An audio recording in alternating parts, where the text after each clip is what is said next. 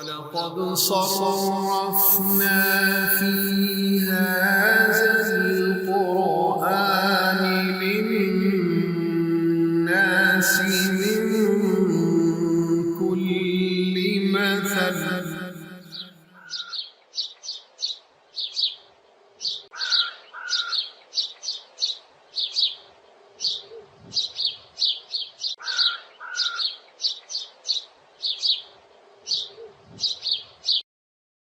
بسم اللہ الرحمن الرحیم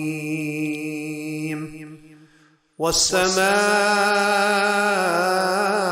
والطارق وما أدراك ما الطارق النجم الثاقب إن كل نفس لما عليها حافظ فلينظر الإنسان مما خلق من ماء دافق يخرج من بين الصلب والترائب إنه على رجعه لقادر يوم تبلى السرائر فما له من قوة ولا ناصر والسماء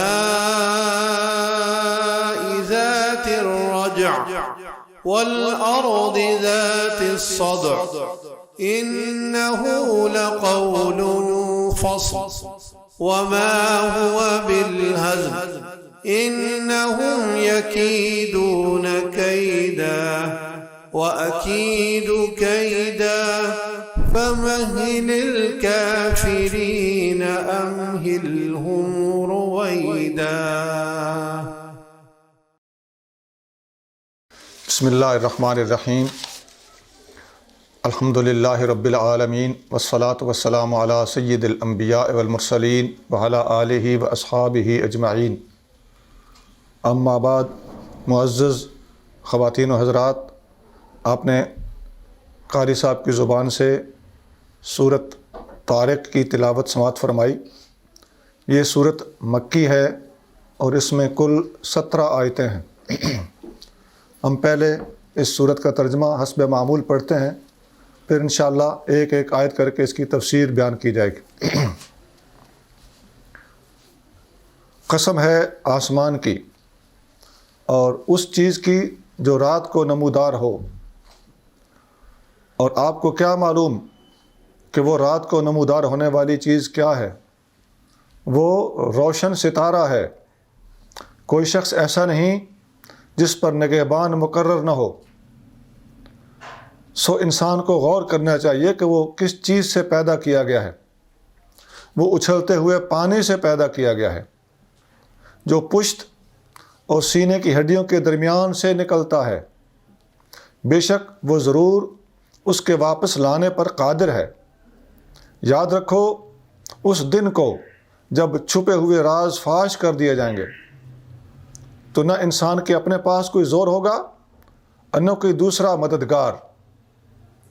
قسم ہے آسمان کی جس سے بارش برستی ہے، اور قسم ہے زمین کی جو فصل دینے کے لیے پھٹ جاتی ہے. یہ قرآن فیصلہ کن فرمان ہے اور یہ کوئی مذاق نہیں ہے.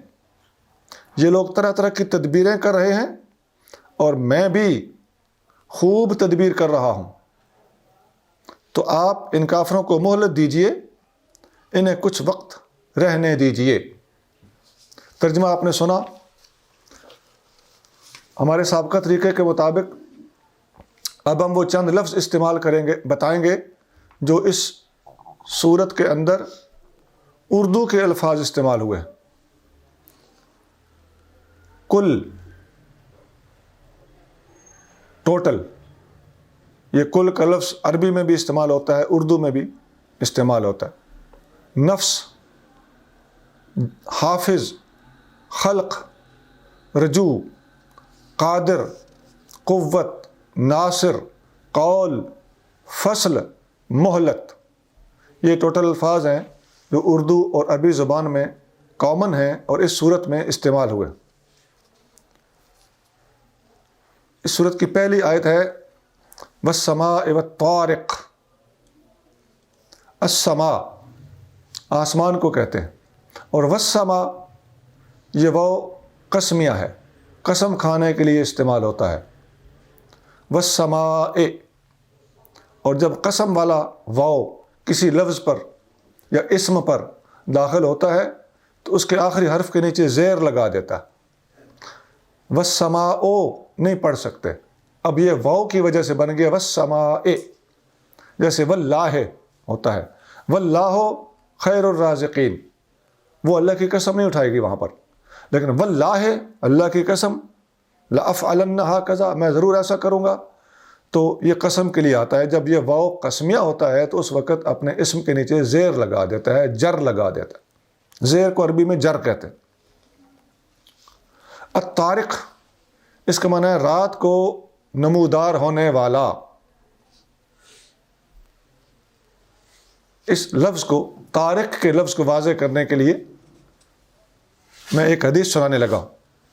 عن جابر بن عبداللہ رضی اللہ عنہما، حضرت جابر بن عبداللہ رضی اللہ تعالیٰ عنہما روایت کرتے ہیں، قال کان النبی صلی اللہ علیہ وآلہ وسلم یکرہ ان یأتی الرجل اہلہ طروقا، نبی کریم صلی اللہ علیہ وسلم اس بات کو ناپسند فرماتے تھے کہ کوئی شخص پردیس سے واپس اپنے گھر پلٹے تو رات کے وقت گھر پہنچے، آپ اس بات کو ناپسند فرماتے تھے۔ تو رات کو گھر آنے کے لیے عربی میں آپ نے لفظ استعمال فرمایا طروقاً، یہ طارق اس کا اسم فاعل ہے، معنی رات کو آنا، رات کو نمودار ہونا۔ یہ حدیث بخاری شریف میں ہے، 5243 حدیث نمبر ہے۔ اللہ تعالیٰ نے اس پہلی آیت میں والسماء والطارق دو قسمیں اٹھائی ہیں، آسمان کی اور طارق کی، یعنی رات کو نمودار ہونے والی کسی چیز کی۔ اس سے آگے فرمایا وما ادراک ما الطارق، آپ کو کیا خبر کہ طارق کیا ہے۔ اللہ تعالیٰ کا یہ طریقہ ہے قرآن شریف میں، ایک تابعی بزرگ گزرے ہیں حضرت سفیان بن عیینہ رضی اللہ تعالیٰ عنہ، وہ قرآن کے ان لفظوں کے بارے میں ایک اصول بیان کرتے ہیں کہ وما ادراکا، آپ کو کیا پتا، وما یدریکا، یہ دو لفظ تقریباً ہم معنی ہیں اور ان کا جو روٹ الفابیٹس ہیں وہ بھی کامن ہیں۔ تو آپ سفیان بن عیینہ ایک قاعدہ بیان کرتے ہیں کہ قرآن میں جہاں بھی ما کان فی القرآن ما ادراکا، جہاں بھی قرآن میں ما ادراکا، آپ کو کیا خبر، یہ لفظ آئے ہیں فقد اعلمہ، تو ان کے بارے میں اللہ نے نبی کریم صلی اللہ علیہ وسلم کو ضرور اسی موقع پر یا آگے چل کے بتایا ہے۔ اور وما یدریکا جہاں بھی آیا ہے قرآن میں فإنہ لم یعلمہ، وہ اللہ تعالیٰ نے ظاہر نہیں فرمایا، لیکن ان کی یہ بات کوئی قاعدہ اور اصول کلی طور پہ نہیں ہے، ان کی اپنی ایک تحقیق ہے، ریسرچ ہے۔ ہم نے ان کی ریسرچ کے طور پر یہ بات آپ کے سامنے، یہ ان کا قول بخاری شریف میں ہے، تو اس سے بعض لوگ متفق ہیں، بعض لوگ متفق نہیں ہیں، تو ایک علمی طور پر دلچسپ بات ہے جو انہوں نے اپنے تحقیق کے طور پر بیان فرمائی۔ اس سے اگلی آیت ہے النجم الثاقب، یہ چمکتا ہوا ستارہ ہے۔ آپ کو کیا پتا کہ طارق کیا ہے؟ اب اس کا جواب دیا جا رہا ہے کہ ہم خود بتا دیتے ہیں کہ طارق کیا ہے۔ فرمایا چمکتا ہوا تارہ ہے، یہ گویا طارق کی تفسیر ہے۔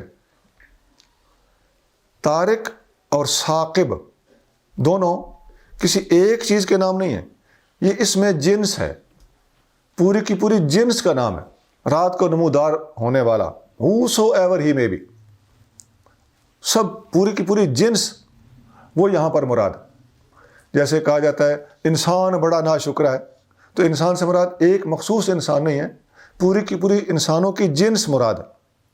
اسی طرح یہاں بھی رات کو نمودار ہونے والے تمام کے تمام چیزیں یہاں ان کی جنس مراد ہے، اور ثاقب چمکنے والا، تو یہ سارے کے سارے چمکنے والے تاروں کی جنس مراد۔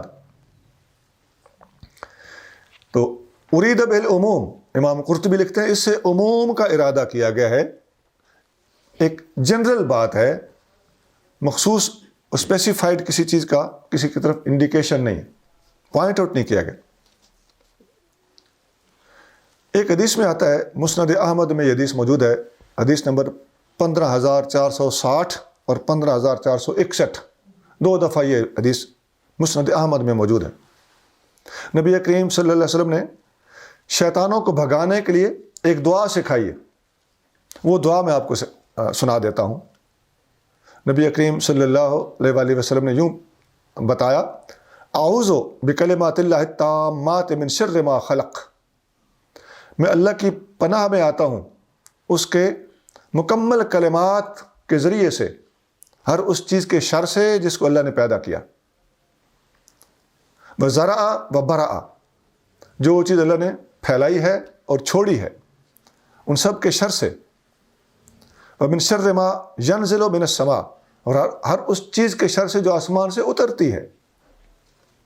ومن شر ما يعرج فيها، اور ہر اس چیز کے شر سے جو آسمان کی طرف چڑھتی ہے۔ ومن شر فتن اللیل والنہار، اور دن کے فتنوں کے شر سے اور رات کے فتنوں کے شر سے۔ ومن شر کل طارق، اور ہر رات کو نمودار ہونے والے کے شر سے۔ الا طارقا، سوائے اس طارق کے، سوائے اس رات کو ظاہر ہونے والے کے۔ یطرق بخیر، جو خیر اور بھلائی کے ساتھ ظاہر ہوتا ہے۔ یا رحمان، اے بہت زیادہ رحم فرمانے والے۔ قالا، تو نبی پاک علیہ الصلوۃ والسلام فرماتے ہیں کہ فطفئت نارہم، شیطانوں کی جو آگ ہے وہ بجھ گئی، یہ پڑھنے سے ان کی آگ بجھ گئی۔ وہزمہم اللہ تبارک و تعالیٰ، اور اللہ تعالیٰ نے شیطانوں کو شکست دے دی۔ اس سے اگلی آیت ہے، ان کل نفس لما علیہا حافظ، کوئی نفس اور کوئی جان ایسی نہیں جس کے اوپر ایک حافظ، حفاظت کرنے والا موجود نہ ہو۔ ان اس کا معنی نہیں ہے، کل نفس اس کا معنی ہے ہر شخص، ہر جان۔ لما اس کا معنی ہے سوائے، لما علیہا حافظ اس کا معنی ہے الا علیہا حافظ، یہ لما اللہ کے معنی میں ہے، اور حافظ کا معنی ہے حفاظت کرنے والا۔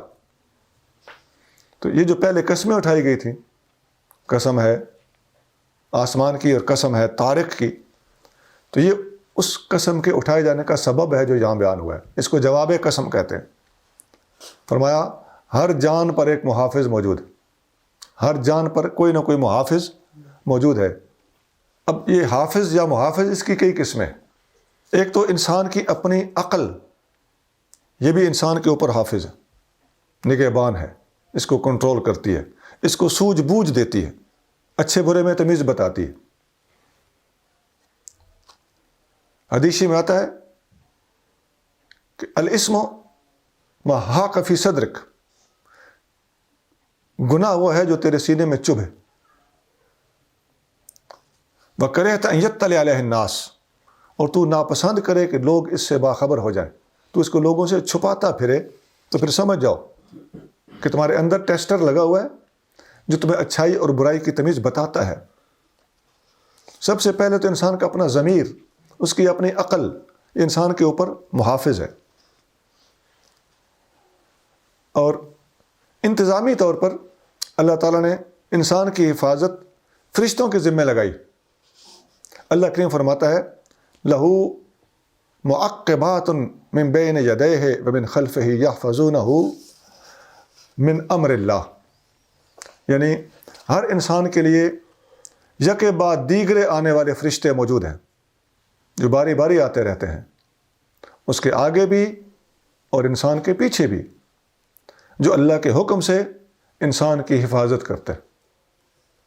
تو اب اس کا یہ مطلب نہیں کہ ہر انسان محفوظ ہی محفوظ ہے، مراد یہ ہے کہ جو اللہ تعالیٰ جل شانہ کو منظور نہیں ہوتا، فرشتے اس کو اس طرف نہیں جانے دیتے۔ ایک ہے انسان کا از خود آزاد ہونا، اس میں یہ مداخلت نہیں کرتے. کچھ معاملات ہیں جن کا تعلق اللہ کے قاہر ہونے، اس کا ڈیسیژن، فائنل ڈیسیژن ہونے، اور اللہ تعالیٰ جل شانہ کی اپنی تقدیر کے ساتھ جن باتوں کا تعلق ہے، ان معاملات میں فرشتے انسان کو اس لائن سے نہ اوپر جانے دیتے ہیں نہ نیچے جانے دیتے ہیں. ود ان دا لمٹس انسان اپنے کردار کو بلڈ کر سکتا ہے. غلطی کرے گا تو ذمہ دار ہوگا، اور ٹھیک کرے گا تو اس کا اجر پائے گا، لیکن اس کی اپنی ایک حد ہے. جس حد تک انسان آزاد ہے اس حد تک اس سے پوچھا جائے گا. جس حد تک فرشتے اس کو ادھر نہیں جانے دیتے، اس چیز کے بارے میں انسان سے سوال نہیں کیا جائے، پوچھا نہیں جائے گا. یہ جو آیت میں نے ابھی پڑھی ہے، یہ سورۃ الرعد کی آیت نمبر 11 ہے. اس کے علاوہ دو اور بھی محافظ فرشتے ہر انسان پر موجود ہیں جو نامہ اعمال مرتب کرتے ہیں، جن کے بارے میں سورۃ الانفطار میں فرمایا وَإِنَّ عَلَيْكُمْ لَحَافِظِينَ كِرَامًا كَاتِبِينَ. انسانوں کے اوپر دو حافظ موجود ہیں جو کرامن کاتبین ہیں. یہ سورۃ الانفطار کی آیت نمبر 10 اور 11 ہے. تو عقل، ضمیر اور فرشتے کرامن کاتبین ہوں یا انسان کو گائیڈ کرنے والے فرشتے ہوں، یہ سب ہدایت کے یا انسان کو چلانے کے یا انسان کا محافظ بن کے انسان کا نامہ اعمال مرتب کرنے کے یہ واسطے ہیں.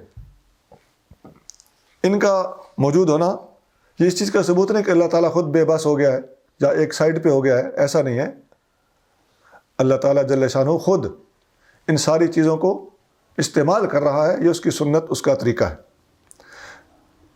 لیکن ایکچوئل اور حقیقی حافظ اللہ تعالیٰ خود ہے.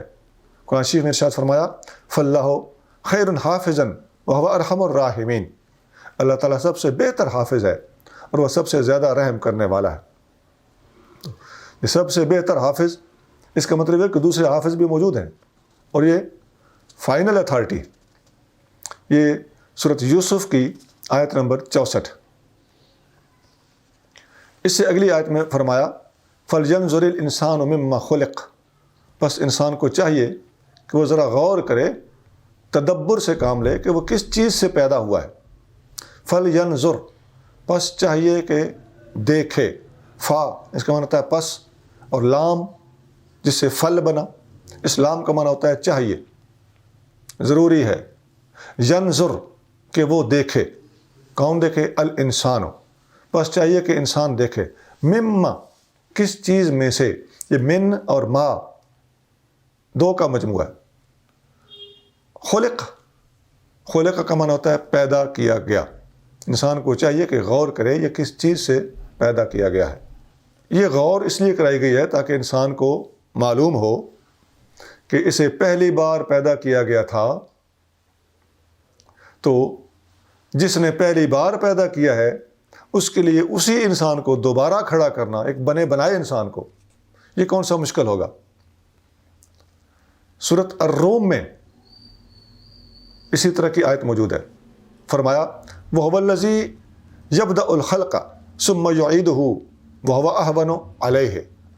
اللہ وہی ہے جو مخلوق کو پہلی بار پیدا کرتا ہے اور پھر اسے دہرائے گا، اور وہ اس پر زیادہ آسان ہے.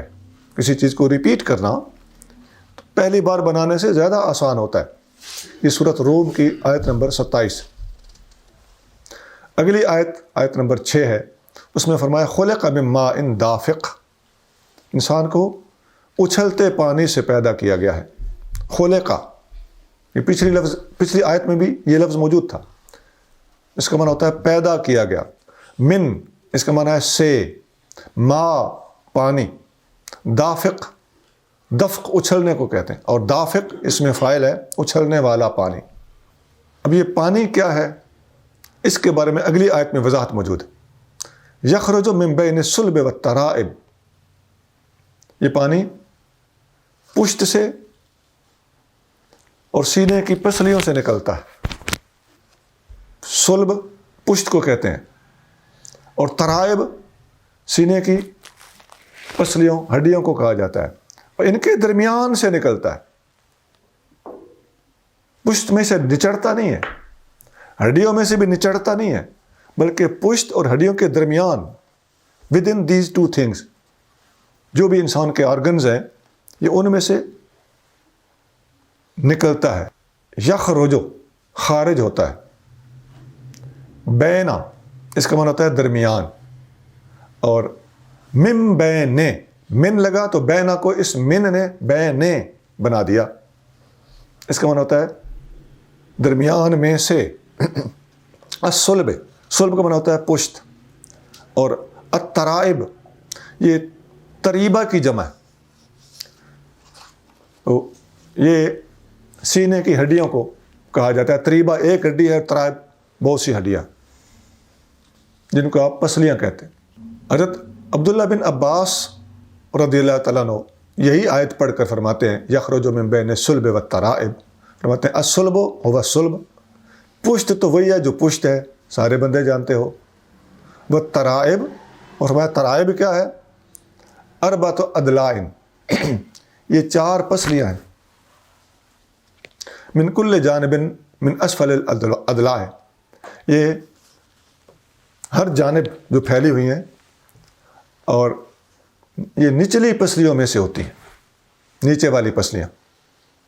یہ حدیث یعنی عبداللہ بن عباس رضی اللہ تعالیٰ عنہ کا یہ تفسیری فرمان مستدرک حاکم حدیث نمبر 3970. یہاں ایک بات واضح کر دیتا ہوں کہ پشت اور پسلیوں کے درمیان سے وہ پانی نکلتا ہے, اس سے مراد کیا ہے؟ امام فخر الدین رازی رحمۃ اللہ علیہ نے سب علماء سے بڑھ کر اس بات کو واضح کیا ہے, اور کافی ساری بحث امام بیضاوی نے تفسیر بیضاوی میں بھی کی ہے. حضرت علامہ سید محمد محمود آلوسی رحمۃ اللہ علیہ, انہوں نے بھی اپنی تفسیر روح المعانی کے اندر اچھی بحث فرمائی ہے, اور ان کا مضمون سب سے زیادہ نسبتاً طویل اور مفصل ہے. ساری گفتگو جو علماء نے کی ہے اس کا خلاصہ یہ ہے کہ دماغ کا ایک نائب ہوتا ہے جسے نخاع عربی میں بولتے ہیں, جسے ہم حرام مغز بھی کہتے ہیں. یہ انسان کی ریڑھ کی ہڈی کے اندر نیچے کو ٹریول کرتا ہے, جاتا ہے. تو یہ سارے کا سارا اس کو صلب کہا گیا. اور ترائب یہ اس جو صلب ہوتا ہے اس کے سینے کے ساتھ رابطے بھی ہیں, اور اس میں کہیں کٹ لگ جائے یا اس کے دائیں بائیں کہیں کٹ لگ جائے تو بعض کا انسان مفلوج ہو جاتا ہے, کسی نہ کسی دوسرے عضو اور انگ پر اس کا اثر پڑتا ہے اور وہ پیرالائز ہو جاتا ہے. تو یہ جو انٹر لنکڈ ہیں یہ آرگنز آپس میں, تو امام رازی لکھ رہے ہیں کہ یہ اس انٹر لنک کی بات ہو رہی ہے کہ صلب یعنی پشت اور پسلیاں یہ آپس میں مربوط ہیں, اور ان کے درمیان جو میجر آرگنز ہیں جن کو ہم اعضائے رئیسہ بولتے ہیں وہ ان کے اندر ہی موجود ہیں. جگر یہاں پر موجود ہے, یہ اناٹمی کو پڑھنے والے لوگ اچھی طرح سمجھ سکتے ہیں. اور دل اس طرف موجود ہے, یہ بھی ان پسلیوں کے نیچے ہے. جگر بھی, لیور بھی پسلیوں کے نیچے ہے. اور دماغ یہ مرکز ہے, اور صلب اور حرام مغز اور نخاع یہ سب دماغ سے نیچے اس ہڈی کے ذریعے سے اس کے اثرات, اس کا کنٹرول نیچے تک موجود ہے. تو گویا دماغ, دل اور جگر سارے کے سارے ان 2 لفظوں میں ملوث ہو گئے اور بیان ہو گئے کہ صلب اور سینے کی پسلیوں کے درمیان سے وہ اچھلتا ہوا پانی سٹارٹ لیتا ہے, جنریٹ ہوتا ہے, آگے جا کے اس کی جائے اخراج کوئی دوسری سے ہی. لیکن جہاں اس کی جنریشن کی بات ہو رہی ہے کہ یہ اپنی بنیاد وہاں سے پکڑتا ہے. تو یہ اعضائے رئیسہ ہے, اور ان سے اس پانی کا بنیاد پکڑنا اس کا یہاں پر بیان کیا گیا ہے. علامہ آلوسی رحمۃ اللہ علیہ نے تھوڑی تفصیلی بات فرمائی ہے. فرماتے ہیں کہ ریڑھ کی ہڈی کا گدا یہ دماغی, قلبی اور غدی قوتیں سب اس مادہ کے انسان کا مبدا بننے میں ایک دوسرے کی مدد کرتی ہیں۔ انسان کا مبدا یعنی انسان کی ابتدا کا میٹیریل بنتا ہے تو ان ساری چیزوں کی ہیلپ سے بنتا ہے، ایک دوسرے کے ساتھ ان کا جو انٹرنل فنکشن ہوتا ہے ایک دوسرے کے ساتھ، اس کے نتیجے میں وہ چیز جنریٹ ہوتی ہے۔ تو امام آلوسی فرماتے ہیں کہ اللہ تعالیٰ کا مختصر اور جامع فرمان من بین الصلب والترائب تینوں اعضائے رئیسہ کی تاثیر کی طرف اشارہ کر رہا ہے کہ یہ تینوں اعضائے رئیسہ افیکٹو ہیں۔ تو اس کی تفصیل آپ لکھتے ہیں کہ ترائب جو تریبہ کی جمع ہے یہ قلب اور جگر کو شامل ہے، یعنی پسلیاں قلب اور لیور ان دونوں کو شامل ہیں، جیسا کہ میں پہلے وضاحت کر کے آ رہا ہوں۔ اور صلب سے مراد نخاع ہے جو دماغ کا واسطہ ہے، اس کے ماتحت یہ نخاع دماغ کے ماتحت ہوتا ہے۔ یہ بحث علامہ آلوسی نے تفسیر روح المعانی میں جلد نمبر 28 صفحہ نمبر 449 اور 450 پر بیان فرمائی۔ ایک چیز کلیئر کر دینا مناسب ہے، یونانی فلسفیوں کے نزدیک ہضم 4 قسم کا ہوتا ہے۔ بہت سے حکماء بھی اس پہ عمل کرتے ہیں اور اس کو اصول بنا کر مریضوں کو ٹریٹ کرتے ہیں۔ ایک ہضم ہوتا ہے معدے کے اندر کھانے کا ہضم ہونا، وہاں سے ایک فضلہ نکلتا ہے، فالتو چیز نکلتی ہے، وہ پاخانہ ہوتا ہے۔ اس کے بعد دوسرا ہضم ہوتا ہے ہضم کبدی، یعنی جگر کا اس کو ہضم کرنا، جو چیز معدہ تیار کر کے جگر کو ٹرانسفر کرتا ہے۔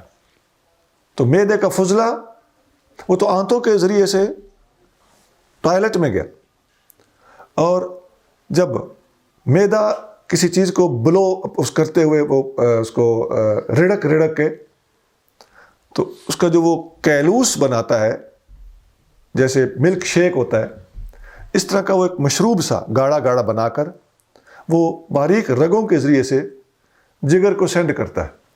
ان رگوں کو ماسا ریکا رگیں کہا جاتا ہے۔ تو جگر پھر اس کو رڑکتا ہے، ایسے کرتا ہے۔ آپ نے دیکھا ہوگا جگر ایسے حرکت کر رہا ہے، تو ہر وقت جگر بھی حرکت کر رہا ہے، معدہ بھی حرکت کر رہا ہے، دل بھی حرکت کر رہا ہے۔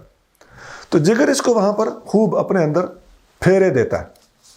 تو وہاں سے جو فالتو چیز جو ضائع کرنے کے قابل، جس کو فضلہ کہتے ہیں، وہ چیز بول ہوتا ہے، پیشاب ہوتا ہے، جو گردوں کے ذریعے سے باہر خارج ہو جاتا ہے۔ یہ دوسرا ہضم ہو۔ تیسرا ہضم ہوتا ہے ہضم عروقی، رگوں کے اندر یہ چیز جب ٹریول کرتی ہے تو اسے رگیں اپنے اندر ہضم کرتی ہیں، اور جب رگیں ہضم کرتی ہیں تو رگوں سے بھی جو چیز فالتو ہوتی ہے وہ پسینہ بن کے باہر نکلتی ہے۔ اب یہ پاخانہ ہو، پیشاب ہو، پسینہ ہو، یہ یوزلیس چیزیں، یہ ساری کی ساری چیزیں ضائع ہو جاتی ہیں۔ اور یہ یونانی فلسفی کہتے ہیں کہ چوتھا ہضم بھی ہوتا ہے، جب وہ سارا کچھ خون بن کے اعضاء تک پہنچتا ہے تو اعضاء اپنے مزاج کے مطابق اس خون میں سے چیزیں چوس لیتے ہیں، اپنے اندر جذب کر لیتے ہیں۔ ان فلسفیوں کے قول کے مطابق اس میں صفرا بھی ہوتا ہے، سودا بھی ہوتا ہے، بلغم بھی ہوتی ہے۔ خون ان تینوں چیزوں کا مجموعہ ہوتا ہے۔ تو بلغم کو دماغ اٹریکٹ کرتا ہے، صفرا کو جگر اپنے اندر سمو لیتا ہے، اور سودا کو دل اپنی طرف کھینچ لیتا ہے۔ تو یہ سارے اعضائے رئیسہ ان تینوں چیزوں کو خون میں سے لے لیتے ہیں، اور ان سے جو فاضل چیز نکلتی ہے، فضلہ نکلتا ہے، وہ پانی ہوتا ہے جس سے انسان کی پیدائش ہوتی ہے۔ وہ جو اچھلتا ہوا پانی قرآن میں کہا گیا۔ میں تھوڑے سے مبہم لفظ بھی بول رہا ہوں، زیادہ اوپن بات میں نہیں کر پا رہا۔ تو اب یہ فلسفیوں کا ایک طریقہ ہے، تو اس سے حکیم لوگ بھی کچھ فائدہ لے کے مریضوں کا علاج کرتے رہتے ہیں۔ اس حد تک اس میں کوئی قباحت بھی نہیں ہے، لیکن یہ بات یاد رکھنی چاہیے کہ ایلوپیتھی والے اس ساری تھیوری کو تسلیم ہی نہیں کرتے۔ تو پھر بات تو وہی آ گئی کہ ایسی چیز کو سائنس بنا کے قرآن کے خلاف سوال اٹھایا گیا جس کو خود آج کل کے سائنسدان قبول ہی نہیں کرتے۔ لہٰذا یہ سوال تو گیا. اور قرآن کا یہ کہنا، جب کوئی ایک مذہبی کتاب ہے، اللہ کا فرمان ہے، اور حکیموں کی، ڈاکٹروں کی، سائنسدانوں کی تحقیقات آئے دن بدلتی بھی رہتی ہے. نہیں، اب ایک نیا نظریہ آ گیا ہے، ایک نئی تحقیق آ گئی ہے، یہ نیا قول آ گیا ہے، ڈاکٹروں نے اب ایک میٹنگ کی ہے، یہ فائنلائز کیا. یہ ساری باتیں ہوتی رہیں گی. تو ان سارے لوگوں کے آئے دن بدلتے ہوئے نظریات کو پیش نظر رکھتے ہوئے ہم کیا ڈیلی قرآن کے اندر چینجز کرتے رہیں گے؟ نہیں. قرآن کا فیصلہ حق ہے، اور ہم نے جو بتایا ہے یہ واقعی علمی طور پر بھی بڑی ساؤنڈ مضبوط بات ہے. اور ہیومن ایمبریالوجی کے اسٹوڈنٹس اچھی طرح اس بات کو سمجھ سکتے ہیں کہ قرآن کا یہ کہنا بالکل درست ہے. وہ جو اچھلتا پانی ہوتا ہے، اس کو جو بنیاد فراہم ہو جاتی ہے وہ جگر سے فراہم ہو جاتی ہے. باقی اس کے جو ہیلپنگ آرگنز ہیں وہ دل بھی ہے، دماغ بھی ہے، نخاع اور مغز حرام، سب کچھ ہے. امام رازی نے یہاں ساری بحث کرنے کے بعد ایک جملہ لکھا ہے کہ اللہ تعالیٰ کے کلام کا مقابلہ ان لوگوں کی تھیوریاں نہیں کر سکتی. سبحان اللہ.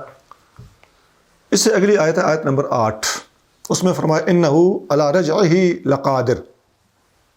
معذرت، ایک بات میں اور واضح کرتا جاؤں. قرآن شریف میں ایک اور جگہ پر ایک اور بات بھی آئی ہوئی ہے. یہ جو جانوروں کے تھن سے دودھ نکلتا ہے، اس کے بارے میں بھی اللہ تعالیٰ جل شانہ نے ایک بڑی خوبصورت بات قرآن شریف کے اندر ارشاد فرمائی ہے. فرمایا وَإِنَّ لَكُمْ فِي الْأَنْعَامِ لَعِبْرَةً. ان جانوروں کے اندر تمہارے لیے ایک عبرت ہے. نُسْقِيكُم مِّمَّا فِي بُطُونِهِ مِن بَيْنِ فَرْثٍ وَدَمٍ لَبَنًا خَالِصًا سَائِغًا لِلشَّارِبِينَ. فرمایا کہ ان کے پیٹ سے جو گوبر اور خون ہے، اس گوبر اور خون کے درمیان میں سے ہم تمہیں صاف ستھرا دودھ پینے کو دیتے ہیں، جو پینے والوں کے لیے نہایت خوشگوار ہوتا ہے. اب یہاں بھی یہ ملتی جلتی آیت ہے، میں نے اس لیے اس کو یہاں پر کوٹ کیا. یہ سورۃ النحل کی آیت نمبر 66 ہے. وہاں کیا فرمایا؟ وہ پانی صلب اور سینے کی پسلیوں کے درمیان سے نکلتا ہے. تو جہاں یہ غلط فہمی ہو سکتی ہے کہ نکلتا، اس کے نکلنے کی جگہ وہ کون سی ہے، تو یہاں بھی سمجھ لیجئے اس دودھ والی آیت میں بھی دودھ تو تھن سے نکلتا ہو، ہمیں تو نظر آتا ہے تھن سے نکلتا ہے. نہیں، اللہ تعالیٰ اندر سے نکلنے کی بات کر، اس کی جنریشن کی بات کر رہا ہے کہ جہاں سے یہ اپنی بنیاد پکڑتا ہے. اور وہاں بھی یہ فرمایا کہ گوبر اور خون کے درمیان سے دودھ نکلتا ہے. تو جتنی گہرائی میں اس آیت کے اندر آپ جائیں گے، بالکل اسی طرح اس حقیقت کو سمجھنے میں آپ کو ہیلپ ملے گی کہ صلب اور چھاتیوں کے درمیان سے وہ پانی کیسے نکلتا ہے. اب آیت نمبر 8 کی طرف آتے ہیں. فرمایا انہو علی رجعہ لقادر. بے شک وہ انسان کے واپس رجوع، انسان کو رجوع دینا، اس کو ریورس کرنا، اس پر اللہ تعالیٰ قادر ہے. انہو اس کا معنی ہے بے شک وہ، علی اوپر، رجعہ اس کا رجوع، اس کی ریورسل، لقادر ضرور قادر ہے. مقصد یہ ہے کہ جس رب نے انسان کو ان مشکل مراحل میں سے گزار کر موجودہ شکل دی ہے، اس کے لیے اس تیار شدہ انسان جیسا دوبارہ پیدا کرنا یہ تو اور آسان ہوگا، پہلے سے مشکل نہیں ہوگا. اس سے اگلی آیت ہے آیت نمبر 9. اس میں فرمایا یوم تبلی السرائر. جس دن چھپے ہوئے راز فاش کر دیے جائیں، واضح کر دیے جائیں. یوم اس دن، یا جس دن، تبلا ظاہر کر دیے جائیں گے. السرائر یہ سر کی جمع ہے، پوشیدہ راز، ان کو ظاہر کر دیا جائے گا. یہاں پوشیدہ رازوں سے مراد ایکچولی دلوں کے راز جو لوگ دنیا میں چھپاتے تھے اور وہاں پر چھپائے پھرتا ہوگا. اللہ تعالیٰ کے سامنے ہر چیز اوپن ہے.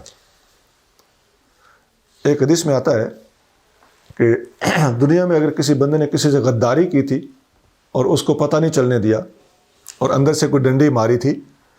تو ان ابن عمر رضی اللہ عنہما، عبداللہ بن عمر رضی اللہ تعالیٰ عنہما فرماتے ہیں ان نبی صلی اللہ علیہ وسلم قال، کہ نبی کریم صلی اللہ علیہ وسلم نے فرمایا ان الغادر یرفع له لواء یوم القیامت، غداری کرنے والا اور بدعہدی کرنے والا، عہد شکنی کرنے والا، اس بندے کے لیے قیامت کے دن ایک خصوصی جھنڈا ہوگا.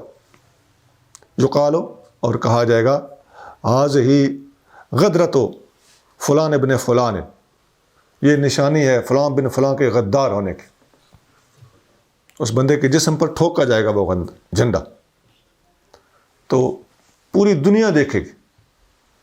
تو یہ تبل السرائر، پوشیدہ راز واضح کر دیے جائیں گے، فاش کر دیے جائیں گے. اس کی ایک مثال آپ کے سامنے رکھی، ورنہ بہت سارے طریقے اور ہیں کہ پوشیدہ راز سامنے آ جائیں گے.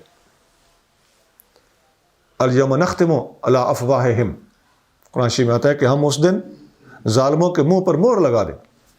وتکلمنا ایدیہم وارجلہم بما کانوا یکسبون، ان کے ہاتھ اور پاؤں ہمارے ساتھ بات کریں گے جن کے ذریعے سے یہ عمل کرتے تھے. یہ جو غدار کے غدر والی اور اس کا ایک خصوصی جھنڈا ہوگا، تو اس کے لیے جو حدیث میں نے سنائی ہے وہ حدیث بخاری میں ہے، حدیث نمبر 6177 6177. اس سے آگے آیت نمبر 10 ہے، فرمایا فما لہ من قوت ولا ناصر، اس بندے کا پھر کوئی ذاتی زور بھی نہیں ہوگا، کوئی قوت نہیں ہوگی، ولا ناصر، اور نہ ہی کوئی مددگار ہوگا.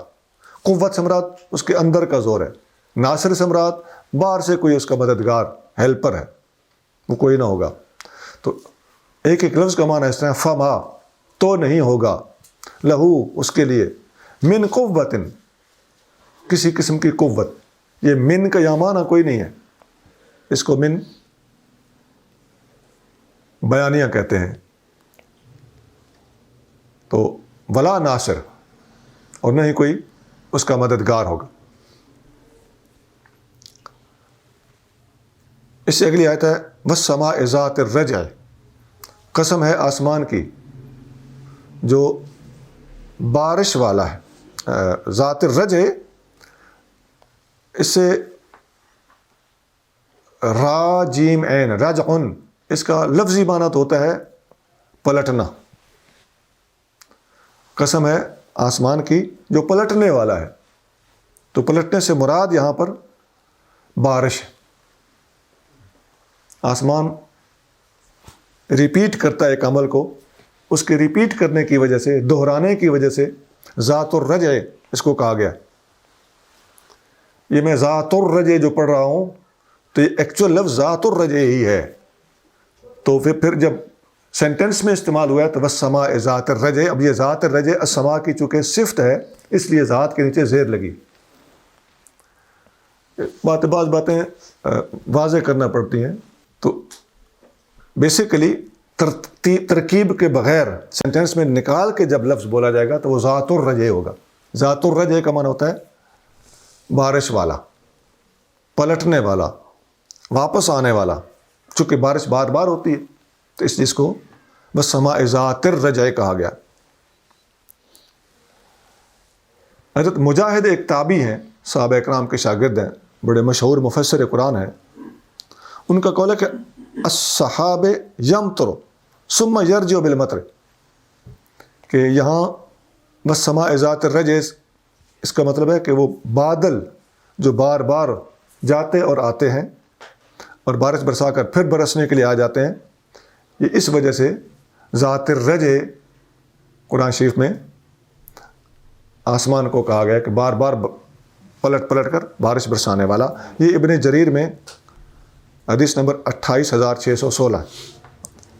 اس سے اگلی آیت آیت نمبر 12، اس میں فرمایا والارض ذات الصدع، اور قسم ہے زمین کی جو پھٹ جانے والی ہے.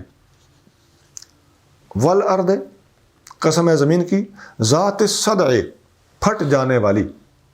اب یہ صدع کیا ہوتا ہے؟ صدع کا معنی ہوتا ہے کسی چیز کا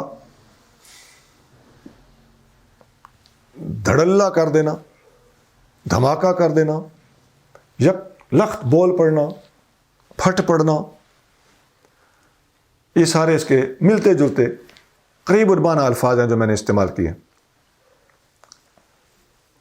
حدیث شریف میں آتا ہے عن ابن عباس رضی اللہ تعالی عنہما، عبداللہ بن عباس رضی اللہ تعالیٰ عنہ فرماتے ہیں والسماء ذات الرجع، یہ آیت پڑھی اور فرمایا المطر، اس سے مراد بارش ہے، والارض ذات الصدع، اور جو اگلی آیت ہے کہ زمین کی قسم جو پھٹنے والی ہے، فرمایا ذات النبات ہے، اس سے مراد نباتات والی زمین ہے کہ وہ پھٹتی ہے تو نباتات کو جنم دیتی ہے، یہ اپنے سے باہر خارج کرتی۔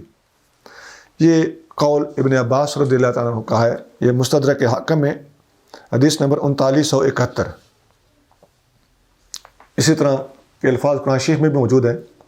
سورۃ عبس میں فرمایا ثم شققنا الارض شقا، پھر ہم نے زمین کو پھاڑا اور خوب پھاڑا۔ یہ زمین کا پھاڑنا، اس مقصد یہ ہے کہ فصل دینے کے لیے زمین کو پھاڑا گیا۔ آیت نمبر 13 میں فرمایا انہو لقول فصل، بے شک یہ فیصلہ کن قول ہے، یہ قرآن کی بات ہو رہی، انہو بے شک یہ یا بے شک وہ، لقول ضرور ایک فرمان ہے، فصل فیصلہ کن، وما ہوا بالہزل، یہ آیت نمبر 14، یہ کوئی مذاق نہیں ہے، وما اور نہیں ہے، ہوا یہ چیز، بالہزل مذاق۔ مقصد یہ ہے کہ جس طرح آسمان سے بارش کا برسنا اور زمین سے سبزے کا نکلنا ایک حقیقت ہے، تم آنکھوں سے ان چیزوں کا مشاہدہ کرتے رہتے ہو، تو اسی طرح قرآن مجید بھی کائناتی تسلسل کے آئندہ حقائق بیان کر رہا ہے، اور یہ واقعی حقائق ہیں، یہ کوئی مذاق نہیں ہے۔ فرق کیا ہے؟ بارش بھی تمہیں نظر آتی ہے، زمین کا پھٹنا اور فصل دینا بھی تمہیں نظر آتا ہے، تو تم اس کو حقیقت سمجھ بیٹھے ہو۔ تو اللہ فرما رہا ہے کہ اگر یہ حقیقت ہے تو پھر مان لو، کچھ حقیقتیں ایسی ہیں تمہیں نظر نہیں آ رہی۔ قرآن اس کائناتی تسلسل کا جو انجام بتا رہا ہے اور جو حقائق بیان کر رہا ہے، یہ بھی درست ہیں اور یہ کوئی مذاق نہیں ہے۔ آگے آیت نمبر 15 میں ارشاد فرمایا انہم یکیدون کیدا، بے شک یہ لوگ مکر کرتے ہیں اور تدبیریں کرتے ہیں، چالاکیاں دکھاتے ہیں۔ انہم بے شک یہ لوگ، یکیدون تدبیریں کرتے ہیں، قیدا خوب تدبیریں۔ یہ ایسی ہے جیسے قرآن شریف میں سورۃ بقرہ میں اللہ نے ارشاد فرمایا آیت نمبر 15 میں، وہ کہتے تھے کہ ہم تو مسلمانوں کے خلاف مذاق کر رہے ہیں، تو اللہ تعالیٰ جل شانہ نے اس بات کا جواب دیتے ہوئے ارشاد فرمایا کہ اللہ یستہزئ بہم ویمدہم، اللہ تعالیٰ ان کے اس استہزاء کا، جو وہ کہہ رہے تھے کہ ہم استہزاء کر رہے ہیں، تو آیت نمبر 15 میں فرمایا اللہ ان کے استہزاء، مسلمانوں کا مذاق اڑانا، اس کا جواب اللہ دیتا ہے۔ جوابی کاروائی اللہ تعالیٰ اپنی شان کے لائق کرتا ہے۔ تو یہاں اس آیت میں بھی 15 نمبر آیت کے بعد آگے 16ویں آیت میں ارشاد فرمایا وَأَكِيدُ قَيْدًا، یہ لوگ اپنی تدبیریں کرتے ہیں، وَأَكِيدُ قَيْدًا، اور میں بھی تدبیر کرتا ہوں۔ عقیدو اس کا معنی ہوتا ہے میں تدبیر کرتا ہوں۔ سورۃ النساء میں اللہ کریم نے ارشاد فرمایا ان المنافقین یخادعون اللہ وہو خادعهم، سورۃ النساء کی آیت نمبر 142 ہے۔ یہ منافق اللہ تعالیٰ کو دھوکہ دیتے ہیں، وہو یخادعهم، اللہ تعالیٰ ان کے دھوکے کا جواب دیتا ہے۔ اللہ نے ان کو دھوکے میں ڈال رکھا ہے۔ اللہ کے لیے دھوکہ دینا لفظ جائز نہیں ہے، باقاعدہ ان کو خود کسی یہ غلط فہمی کا شکار ہو چکے ہیں، حقیقت حال ان پر کھل نہیں رہی، تو اللہ تعالیٰ نے ان کو خود اندھیرے میں ڈال دیا تاکہ یہ اپنے کیے کی سزا خود بھگت لیں۔ اس سے اگلی آیت ہے فمہل الکافرین امہلہم رویدا، یہ آخری آیت ہے اس سورت کی. فرمایا فمہل، پس ڈھیل دیجئے، الکافرین، کافروں کو. اس کا معنی ہوا پس کافروں کو مہلت دیجئے. امہلہم، اس کا معنی ہے انہیں مہلت دے. رویدا، اس کا معنی ہوتا ہے تھوڑی سی دیر کے لیے ڈھیل دینا. تو ٹوٹل آیت کا معنی بنا انہیں کافروں کو تھوڑی سی مہلت دیجئے اور ان کو رہنے دیجئے، اسی حال میں ان کو چھوڑ دیجئے. مقصد یہ ہے کہ کافروں کو مہلت دیجئے اور مزید وضاحت کرتے ہوئے ارشاد فرمایا کہ تھوڑا سا عرصہ ان کو رہنے دیجئے. اسی طرح کی ایک آیت سورۃ لقمان میں بھی موجود ہے. فرمایا نمتعہم قلیلا، ہم انہیں کچھ مزے اڑانے کا موقع دیں گے. ثم نضطرہم الی عذاب غلیظ، اور پھر ہم انہیں ایک سخت عذاب کی طرف کھینچ کر لے جائیں گے. یہ سورۃ لقمان کی آیت نمبر 24 ہے. یہاں تک آپ نے اس سورت کی ایک ایک آیت کے لفظی معنی اور کسی آیت کے ساتھ تعلق رکھنے والی کوئی دوسری آیت قرآن میں کہیں موجود تھی تو وہ آیت بھی، اور اگر کہیں نبی کریم صلی اللہ علیہ وسلم کا کوئی فرمان کسی آیت کی تفسیر میں موجود تھا وہ بھی، اور اگر کسی صحابی کا کوئی فرمان موجود تھا وہ بھی آپ نے ڈیٹیل کے ساتھ سنا. اب آخر میں اس پوری صورت کا خلاصہ، سمری سن لیجئے. آیت نمبر 1 سے لے کر آیت نمبر 4 تک آسمان کی قسم، رات کو چمکنے والے ستارے کی قسم اٹھا کر یہ بتایا کہ ہر انسان پر تقدیر کو غالب رکھنے والے فرشتے، اس کا اپنا نامہ اعمال، اس کی اپنی عقل، یہ سب نگہبان ہیں، اور سب سے بڑا نگہبان خود اللہ تعالیٰ ہے. آیت نمبر 5 سے لے کر 10 تک ان آیتوں میں انسان کو توجہ دلائی گئی ہے کہ کم از کم اپنی تخلیق پر ہی غور کر لو. اولاً انسان پانی کے ایک قطرے سے بنا ہے، تو جس کی اوقات اتنی سی ہو اس کو تکبر کرنے کا کیا حق حاصل ہے؟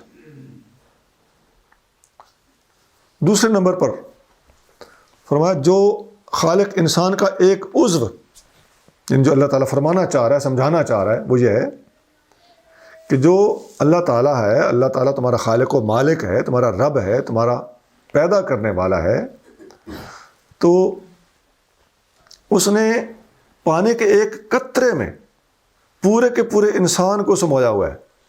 اسی قطرے سے پھر سر بنتا ہے، سینہ بنتا ہے، ٹانگیں بنتی ہیں، ہاتھ بنتے ہیں، معدہ، گردے، جگر، سب کچھ بنتا ہے، دل بنتا ہے، دماغ بنتا ہے. تو بنیاد تو ایک قطرہ ہے، اس قطرے کے اندر نے کتنی طاقتیں رکھی ہوئی ہیں. تو جو یہ بڑا کام کر سکتا ہے، اور قطرے میں پورے کے پورے اس انسان کا ایسنس رکھا ہوا ہے، اور پھر اس قطرے سے پورے کا پورا انسان 6 فٹا بنا کے اللہ تعالیٰ دکھا دیتا ہے. تو جو اس قدر قادر ہے، اتنا عظیم خالق ہے، اس کے لیے تمہارا دوبارہ پیدا کرنا کوئی مشکل کام نہیں ہوگا. قرآن میں بار بار دوبارہ پیدا کرنے کے اوپر زور اور اس پر دلائل دیے جا رہے ہیں. اس کی وجہ یہ ہے کہ وہ لوگ دوبارہ زندہ کیے جانے پر سخت معترض ہوتے تھے. تو اللہ تعالیٰ نے پھیر پھیر کر ان باتوں کو اور آیات کو واضح فرمایا کہ اللہ تعالیٰ کے لیے انسان کو دوبارہ پیدا کرنا ہرگز کوئی مشکل نہیں. انسان کے اعمال، جب انسان دوبارہ کھڑا ہو جائے گا تو اس دن اس کے سارے اعمال ظاہر ہو جائیں گے، اور انسان اس دن مکمل طور پر بے بس ہوگا. آگے آیت نمبر 11 سے لے کر آیت نمبر 17 یعنی سورت کے اختتام تک، اس میں آسمان اور زمین کی قسم اٹھائی گئی. یہاں دوبارہ قسم ہے. یہ قسم اٹھا کر اللہ نے فرمایا کہ قرآن کے فیصلے ہو کر رہیں گے. یہ قول فصل ہے، انہ لقول فصل، یہ فیصلہ کن بات ہے، اور یہ کوئی مذاق نہیں ہے. وما ہوا بالہزل. اور اے محبوب، ان منکرین کو، نہ ماننے والوں کو ذرا مکاریاں کرنے دیں، مہلت دے دیں. یہ اپنے اعمال کا انجام خود دیکھ لیں۔ یہ اس صورت کا آخر میں ہم نے خلاصہ پیش کیا۔ 3 گروپوں میں ہم نے آیتوں کو تقسیم کر کے آپ کے سامنے رکھا ہے، 1 سے 4 تک، 5 سے 10 تک اور 11 سے 17 تک۔ سبحان ربک رب العزت عما یصفون وسلام علی المرسلین والحمد للہ رب العالمین۔